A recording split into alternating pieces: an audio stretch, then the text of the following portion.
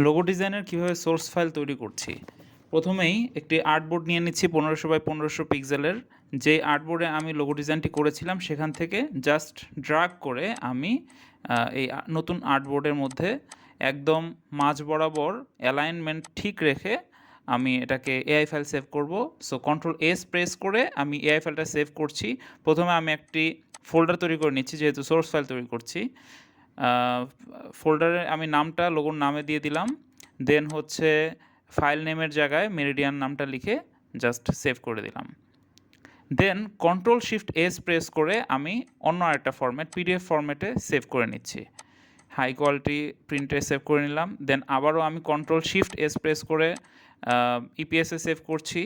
দেন একইভাবে আমি এসভিজিতেও সেভ করব। এসভিজিতে এই যে আমি এসভিজিতে সেভ করে নিলাম।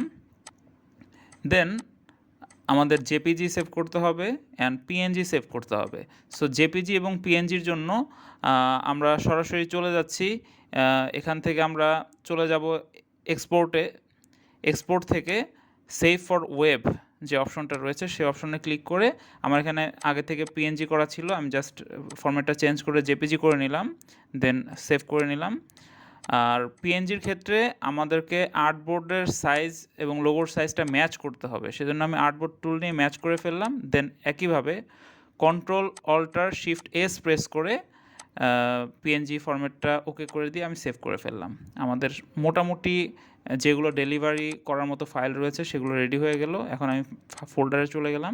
ফোল্ডারে যে কম্প্রেসড জিপ করে নিচ্ছি সেন্ড টুতে যে, এবং এটা সোর্স ফাইল নামে সেভ করলাম।